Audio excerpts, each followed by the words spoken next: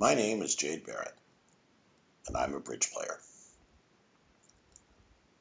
Part of it really defines who I am, but what I really like to say about my game is that I play in the company of peers. There's a lot of people out there playing the game. They come from all different walks of life. They come from all different experiences. Some of them have just started. Some of them, like I, have been playing for more than 50 years. The funny thing is the only difference between me and everybody else is my level of experience, my sense of creativity, and how hard I play. And no matter how long you've played, if you've just started, if you've been playing for a year or 5 years or 6 weeks, or you've learned the game yesterday, the only difference between us, those of us who've learned and played for decades, and those of you who are new, is simply knowledge. There's not one skill that one person has over another except through practice.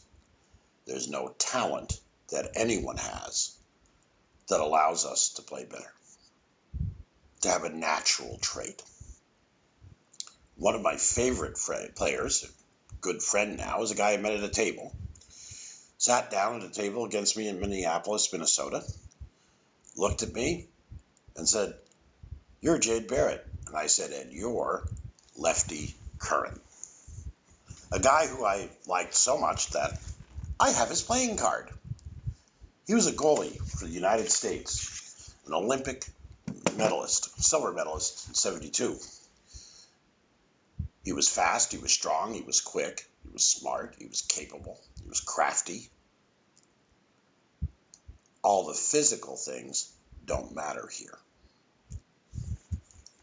but the mental ones do. That desire for excellence is what drives us to be better. Now, I have a lot of friends who come from the bridge community, all of whom at some point in their lives say they enjoy the social event. And they do. The game is a social event. Everything around it's a social event. They're not there just for the social event.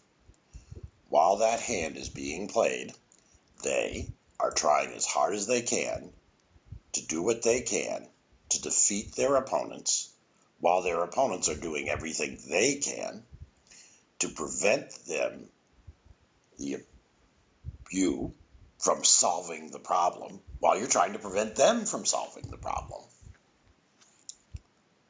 That is the war of a mind.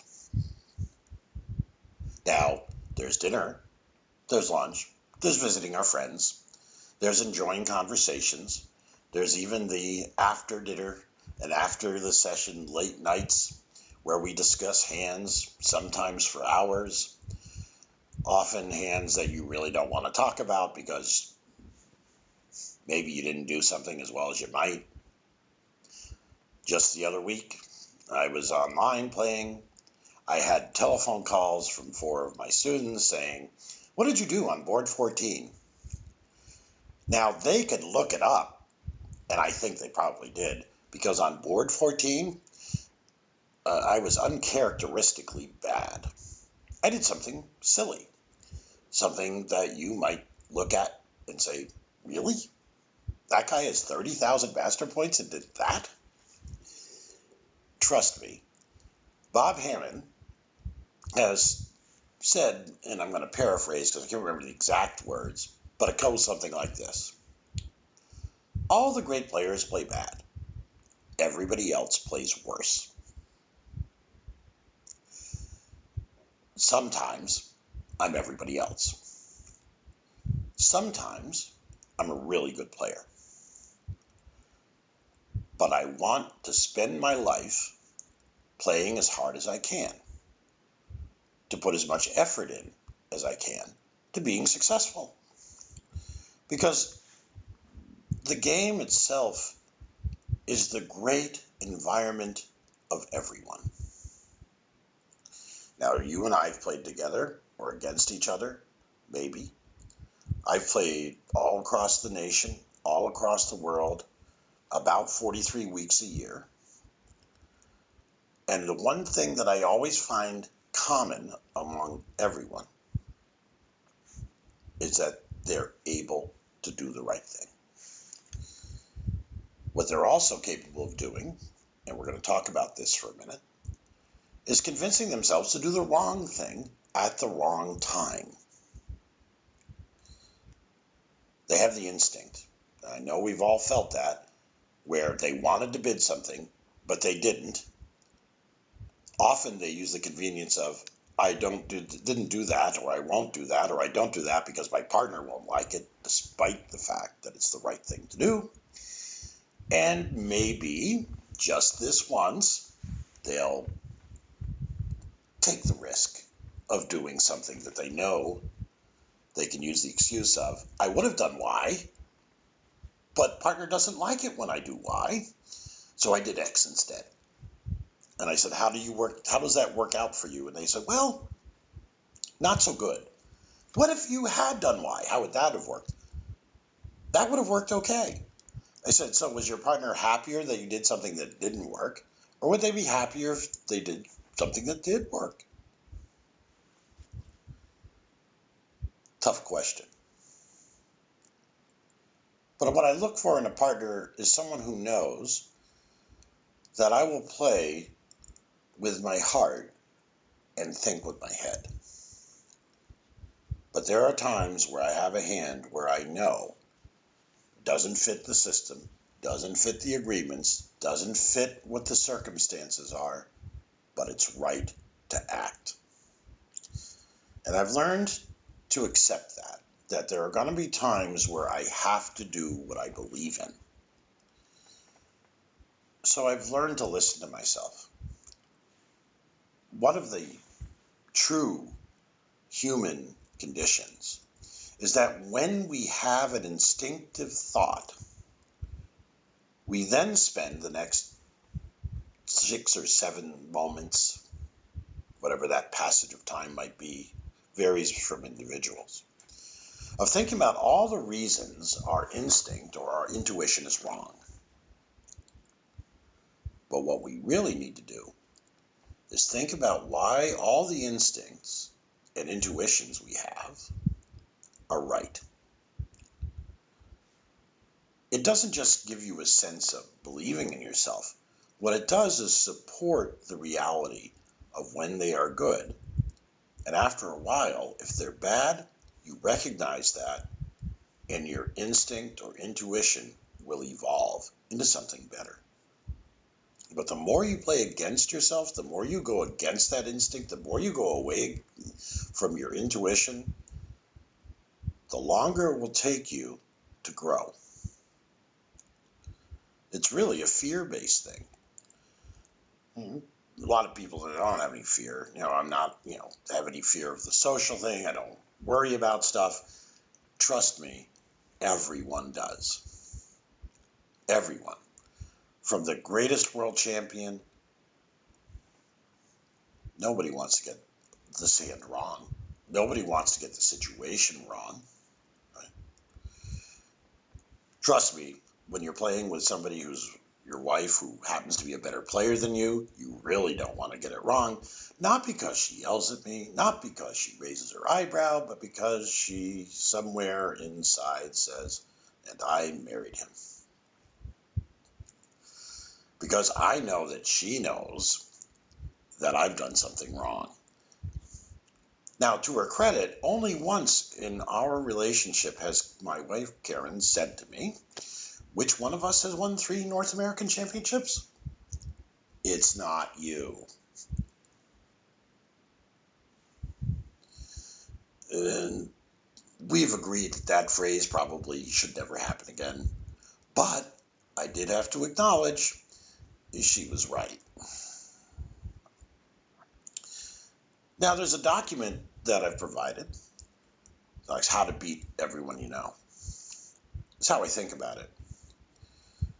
Because what I really want to do is help you get past the concern about making mistakes, because you're going to.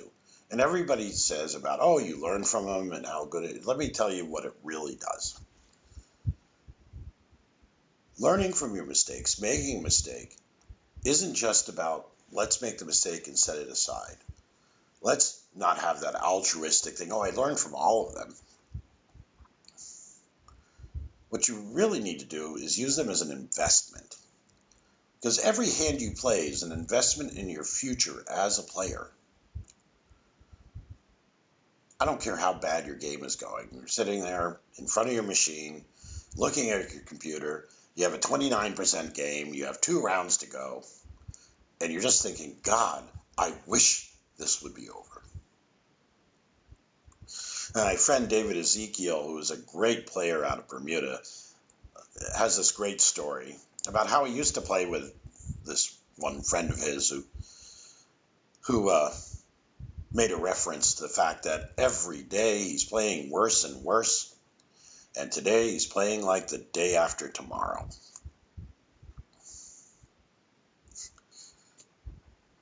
I get that. Here's one of the things that happens as you grow as a player and you see your mistakes. You see more of them, because the better you get, the more you're aware of all the silly things or the things you could have done that you have not.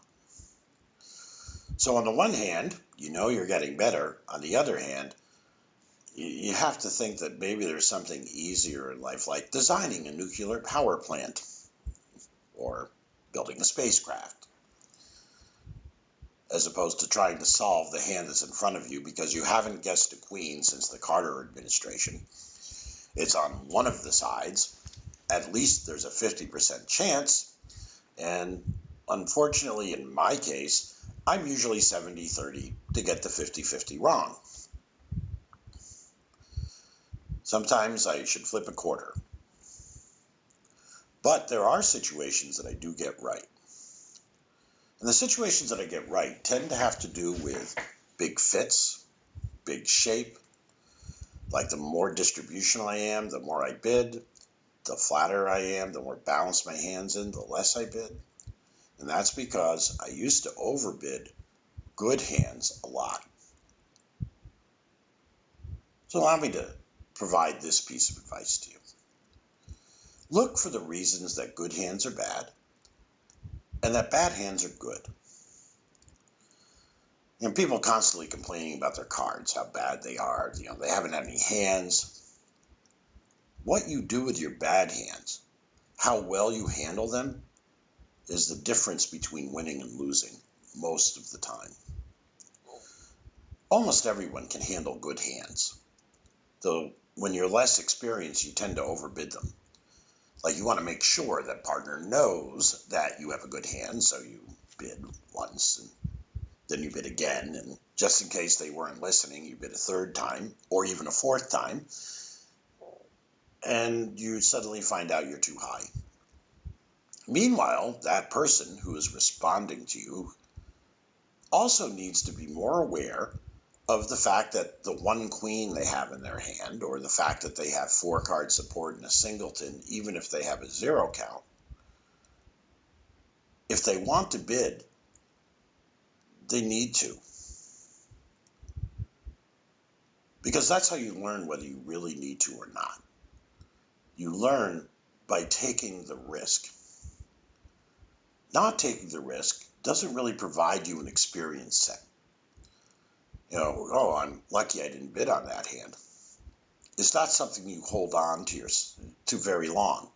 What you do hold on to is that you bid this time and it worked, and you bid the next time and it worked, and you bid the third time and maybe it didn't, and now you start to be able to weigh when it's right to act and when it isn't. You want to embrace those things. You want to celebrate your successes, but you really want to embrace the failures.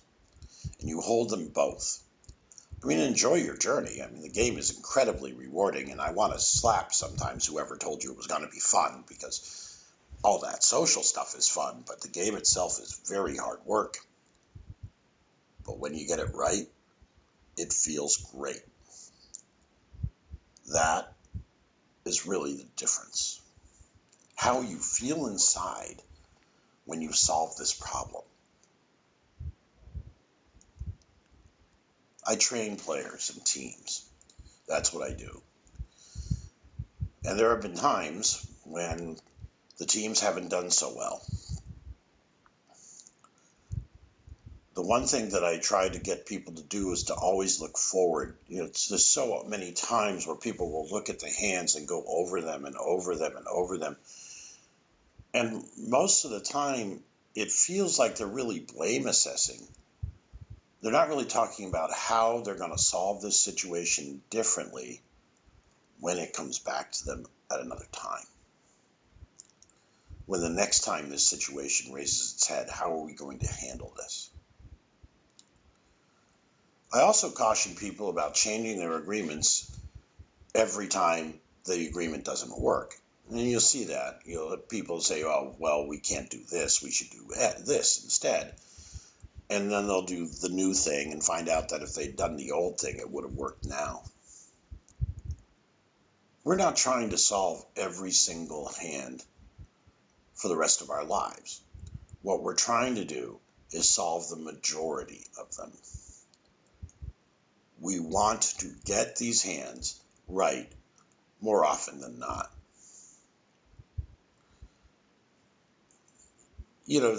I've never had an 80% game that didn't have at least 1-0. I've had a lot of games that are really big. But I always have at least one board where things didn't go as well as they might have. Or I simply got it wrong. But each board, like say you're in a 25 board game, just to make the numbers easier, each board is worth 4%. Just 4. So if you have 1-0, you've suddenly gone from 100% available to 96% available. Well, you will place 56% like 90% of the time. And sometimes 56% will win. I'm trying to average 56% for my lifetime. And I've had some sessions online that I've had in the low 40s, and I have some that are in the 70s. The one thing I know is that if I'm averaging 56%, I'm going to be successful. But what that also means is that when I'm in a game which has a 60% chance of success, that there's a 40% chance of failure. Gain and loss is part of that coin. I mean, if you're in the slam where you have 36 high card points, you go down because trumps are 4-0, the last thing you should say is I shouldn't have bid that slam. Where if you're in 4 spades on the same 36 points, and it turns out that 6 spades goes down because spades break, bad. You actually should be unhappy that you weren't in this slam. Because that will be successful over a period of time, and you don't want the individual incidences to determine how you are going to approach specific situations. So over a period of a year, I've discovered that I play disciplined week 2s. Like I always have 2 of the top 3 in the first 2 seeds. 3rd seed, you can do whatever you want. I mean, you have to allow yourself to run wild and free from time to time. But in 1st and 2nd seed, I'm very disciplined. Because I've discovered for myself that over a period of time, this works out better for me. It might not work out better for you, but it helps my partnership. My partnership's very secure in the knowledge that they have 2 of the top 3 when they open a week 2. That when we open the 3 level, we always have the ace or king of our suit. That when we open the 4 level, we always have the ace or king of our suit and the 5 loser hand. That we have certain rules that we don't expand upon because we need that help. We need that support from each other that we can rely on. We also have rules that anything that looks like a no trump is a no trump. 14 to 17. 7 loser 14s. That's a topic for a different time.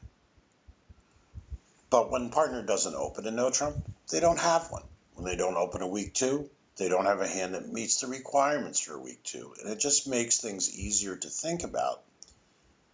So you should choose devices that allow you to be more successful over a period of a year. Everybody has their own pet devices. They like them. They're fun. They think of them as fun. They think about, I'd like to open this bid. One of those is a friend of mine who's addicted to Mini Roman. I mean, we've sent him to support groups and 12-step programs, but he still plays 10 to 13, any 4x1. No matter the fact that he's had terrible results with this over a period of a lifetime, he's still going to do it because it's fun. Well, when he has a bad result, it's fun, but not for him. It's fun for everybody else. When he has a great result, it's fun for him and not so nice to everybody else. The fact is that he's really not more successful because of it, but he still uses it. To some people, you just can't do anything about. But we can. We can do stuff about ourselves. We can play hard, we can play strong, and we know that there's always another game, because if today isn't our day, tomorrow certainly will be. Have a great day. My time is up. Jade Barrett in Elk Point, South Dakota.